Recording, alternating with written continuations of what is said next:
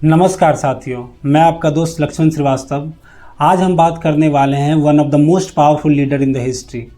वो कौन शख्सियत है जिसने अपने करियर की शुरुआत केजीबी के जासूस के तौर पे, कुछ समय के बाद वो सेंट पीटर्सबर्ग के डिप्टी मेयर बन गए। और प्रेजेंट की बात की जाए यानी वर्तमान की बात की जाए तो उन्हें दुनिया का सबसे बड़ा देश यानी रसिया का प्रेसिडेंट बना दिया गया। शायद आपने सही अनुमान लगा लिया होगा अभी तक। वो कोई और नहीं, one and only the Vladimir Putin है। आज आपको रशिया के राष्ट्रपति व्लादिमीर पुतिन के बारे में भी पता होना चाहिए। थोड़ा नजदीक से आज हम आपका परिचय कराते हैं उनके साथ।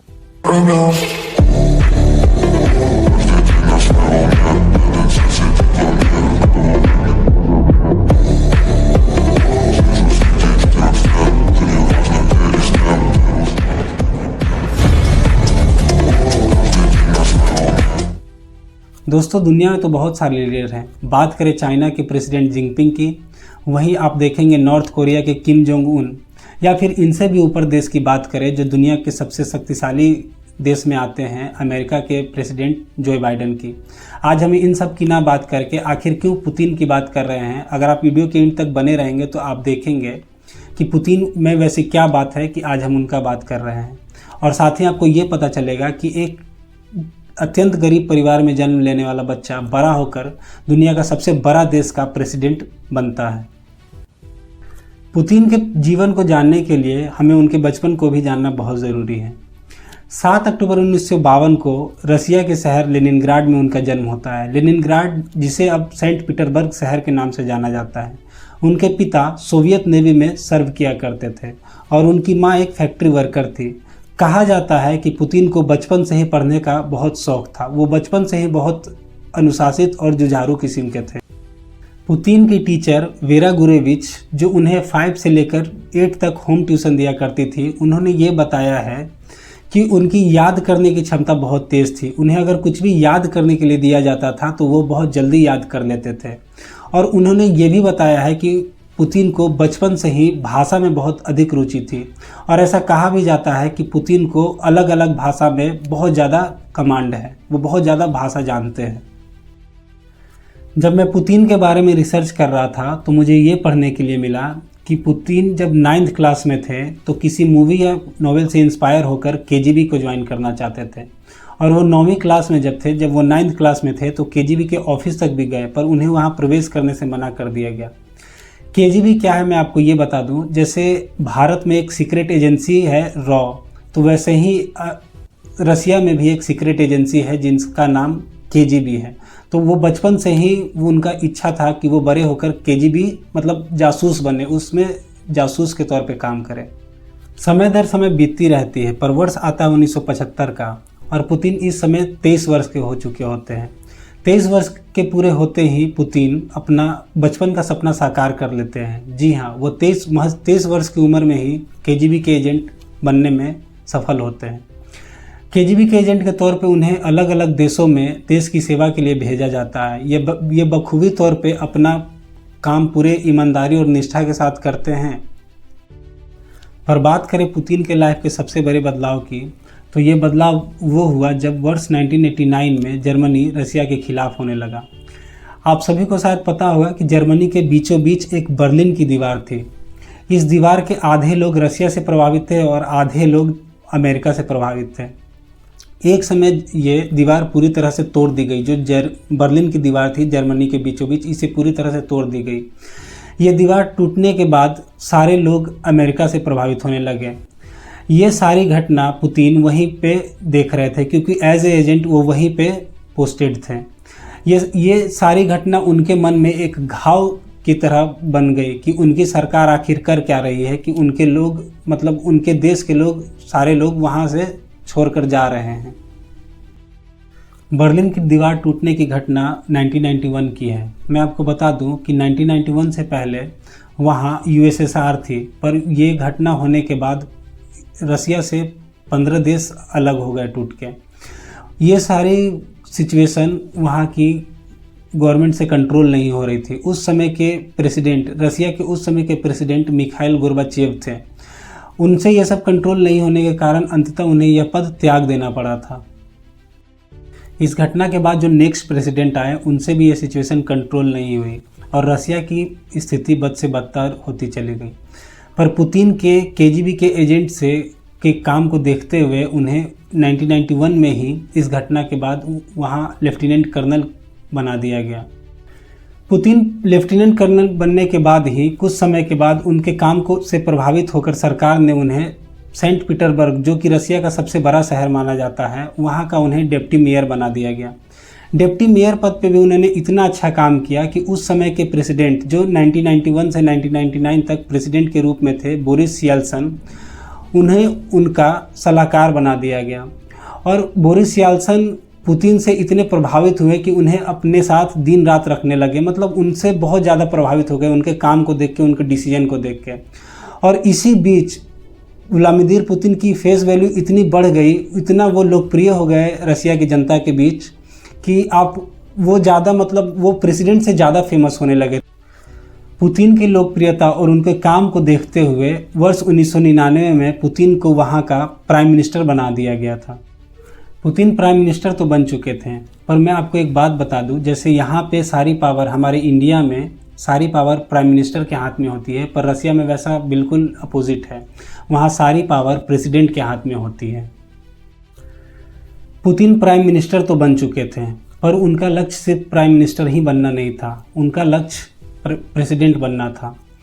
प्रेसिडेंट बनने के लिए उन्होंने जो हथकंडा अपनाया, जो तरीका अपनाया, वो किसी फिल्म की कहानी से कम नहीं है। यह हथकंडा उन्होंने ये अपनाया था कि चुनाव से पहले, प्रेसिडेंट के चुनाव से पहले उन्होंने खुद, और ये सबको पता है जो मैं आपको बता रहा हूँ, उन्होंने खुद रसिया की राजधानी मॉस्को में ही बॉम्ब ब्लास्ट करवाया। और इसका सारा दोष रसिया का एक छोटा सा शहर जो चेचन था, उसको ठहरा दिया कि चेचन ने वहाँ पे बॉम्ब ब्लास्ट करवाया है। ये दोष इसलिए उन्होंने ठहराया चेचन्या को क्योंकि वो उस समय रसिया से अलग होना चाहता था। और उस समय ये चेचन्या के लगभग 1 महीने तक ये युद्ध चली थी, चेचन्या और मॉस्को के बीच, और ये 1 महीने में करीबन 80,000 लोग मारे गए थे। और ये पूरी तरह से लीड पुतिन ही कर रहे थे। 1 महीने के युद्ध के बाद जब चेचन्या को पूरी तरह से ध्वस्त कर दी गई, तो इसके बाद पूरे शहर में, पूरे रसिया शहर में पुतिन की वाहवाही होने लगी। वो जनता के बीच और भी लोकप्रिय होने लग गए थे। अब वर्ष आता है 2000 का, जब रसिया में राष्ट्रपति का चुनाव होता है। लोगों के बीच पुतिन इस समय तक इतने प्रसिद्ध हो चुके थे कि लोग चुनाव से पहले ही सबको पता चल चुका था कि ये राष्ट्रपति का पद पुतिन को ही मिलने वाला है। और ठीक बिल्कुल वैसा ही होता है जब चुनाव के बाद पुतिन वहाँ के राष्ट्रपति बनते हैं, और वहीं से पुतिन का राष्ट्रपति का दौर शुरू होता है। पुतिन पहली बार 2000 से 2004 के लिए राष्ट्रपति बनते हैं। वहाँ के नियम के बारे में मैं आपको पहली बात बता दूं कि वहाँ प्रेसिडेंट 4 साल तक ही बनते हैं। और दूसरी नियम ये आपको जानना होगा कि वहाँ कोई भी लगातार 2 बार ही प्रेसिडेंट बन सकता है।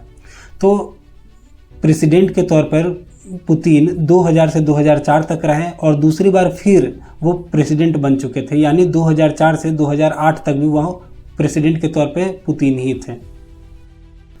पुतिन एज ए प्रेसिडेंट बहुत अच्छा काम कर रहे थे अपने कार्यकाल में। वो वहाँ प्रेसिडेंट बनते ही पूरी तरह से करप्शन को ख़त्म कर दिए। वो पूरी तरह से एक नया रिनोवेट रसिया बनाने लग गए, और साथ ही उन्होंने जो सबसे बड़ा काम किया था, वहाँ के जीडीपी में बहुत बड़ी ग्रोथ लाई थी। और साथ ही उन्होंने वहाँ रसिया के स्वच्छता पे भी, मतलब साफ़ सफाई के लिए भी उन्होंने बहुत बड़ा काम किया था।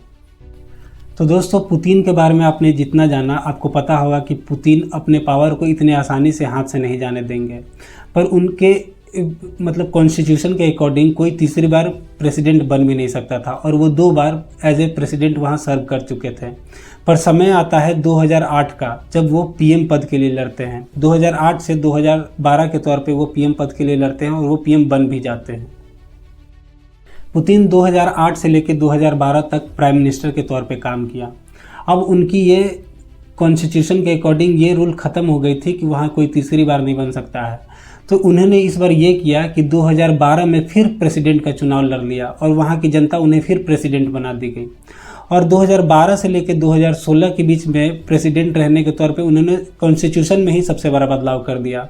इस रूल को ही ख़त्म कर दिया कि कोई भी दो बार से ज़्यादा नहीं बन सकता है। उन्होंने अनिश्चित काल तक का बनने का ये रूल चेंज कर दिया और Finally, it became official. The previous terms of Vladimir Putin have been discounted and he can become the longest serving leader of Russia. This law is not a surprise, but a logical step after the referendum on constitutional amendments that took place in Russia last year. 2016 से लेके 20 से लेके 24 तक आपने देखा होगा कि 24 में भी अभी 5-6 दिन पहले जो चुनाव हुई थी 18 मार्च को जो रिजल्ट आया था, 24 से लेके 28 तक वो वहाँ प्रेसिडेंट बने रहेंगे। पुतिन 24 से 28 का इलेक्शन तो जीत चुके हैं, पर बहुत सारे पॉलिटिकल एक्सपर्ट का ये कहना है कि वो आने वाले 2036 तक रशिया के प्रेसिडेंट के तौर पे बने रहेंगे। Well, this is Russia's parliament basically paving the way for Vladimir Putin to potentially stay on as Russian president until 2036. He's already been in power. अभी एक रिसेंट वाकया की बात की जाए तो 18 मार्च को जब पुतिन की जीत हुई तो पूरी दुनिया 2 कंट्री में विभाजित हो गई, 2 गुट में बट गई। वेस्ट कंट्री की बात की जाए जिसमें फ्रांस, यूएस, यूके आती है, उन लोगों का ये कहना है कि हम एज ए प्रेसिडेंट उन्हें एक्सेप्ट करेंगे ही नहीं। उन लोगों का ये कहना है कि वो जो जीत हासिल उन्होंने की है वो गलत पावर का इस्तेमाल करके और कोई गलत तरीके से उन्होंने यह पद हासिल किया है। एक तरफ पुतिन के जीत पर देखें तो ऋषि सुनक और जो बाइडेन ने किसी तरह का कोई कॉन्ग्रेचुलेट तक पुतिन को नहीं किया, पर दूसरी तरफ बात करें तो वही इंडिया के प्राइम मिनिस्टर मोदी जी और चाइना के प्रेसिडेंट ने उन्हें पुतिन के जीत पर खुलकर बधाई दी है। स्पेशली बात करें तो मोदी जी ने पुतिन को एक ट्वीट करके स्पेशली कॉन्ग्रेचुलेट भी किया है। तो दोस्तों ये देखा आपने पुतिन के बचपन से लेकर अभी तक का सफ़र, पर अब मैं जो आपको बताने वाला हूँ वो शायद ही आपने कहीं सुना या देखा होगा। हालांकि ये दुनिया जो मैं बात बता रहा हूँ ये दुनिया सच तो मानती है, पर इसका कोई तथ्य और कोई फैक्ट नहीं है। पर मैं आपको सबसे पहले बताऊं तो पुतिन के बारे में जो सबसे पहली बात कही जाती है, ये कहा जाता है कि वो दुनिया के सबसे धनी व्यक्ति है, मतलब वो सबसे वेल्दी पर्सन है। कहा जाता है कि उनके पास इलोन मस्क से भी ज़्यादा पैसा है। ऐसा माना जाता है कि उनके पास 43 से भी अधिक प्राइवेट जेट हैं, 7000 से भी ज़्यादा उनके पास लग्जरियस कार हैं, और ऐसा भी कहा जाता है कि वो उनका एक सोने का बाथरूम है। उनके बारे में जो अफवाह के तौर पे ही मैं बोलूँगा, ये सच्चाई है अफवाह ये मैं नहीं बता सकता हूँ, ये आप पे है। काफ़ी सारे देश जैसे यूके, यूएस, फ्रांस उनके बारे में ये कहती है कि व्लादिमीर पुतिन बहुत बड़े डिक्टेटर है, मतलब तानाशाह है। कहा जाता है Vladimir Putin is a dictator. And what would you do differently? Vladimir Putin is a dictator. He's not a leader. कि उनके खिलाफ कोई खड़ा नहीं हो सकता, उनके खिलाफ कोई बोल नहीं सकता, उनका विरोध नहीं कर सकता। अगर उनके खिलाफ कोई कुछ बोलता है तो उन्हें रातों रात गायब करवा दिया जाता है या फिर उन्हें मरवा दिया जाता है। पुतिन के इन सब के बाद भी पुतिन का एक ऐसा सच है जो पूरी दुनिया से छुपाया जाता है। ऐसा कहा और सुना जाता है कि पुतिन को एब्डोमिनल कैंसर के साथ साथ पार्किंसंस बीमारी भी है। पार्किंसंस बीमारी को आप ऐसे समझ सकते हैं कि जैसे हमारे इंडिया में बोलचाल की भाषा में लकवा कहते हैं। इसमें यह होता है कि शरीर का कोई एक अंग, मतलब एक तरफ का अंग काम करना बंद कर देता है और इसके साथ ही दिमाग भी काम करना बंद कर देता है। तो दोस्तों पुतिन के बारे में ये कहानी यहीं तक थी पुतिन की। बाकी पुतिन के बारे में आपकी क्या राय है हमें कमेंट करके ज़रूर बताएं, और आपको ये वीडियो कैसी लगी वो भी हमें ज़रूर बताएं, और आप किस महान व्यक्तित्व के बारे में सुनना चाहते हैं वो भी हमें बताएं। तो दोस्तों ये वीडियो यहीं तक थी। बाकी आप खुद का, अपने फैमिली का ख्याल रखें। हैप्पी होली। मिलते हैं नेक्स्ट वीडियो में। धन्यवाद।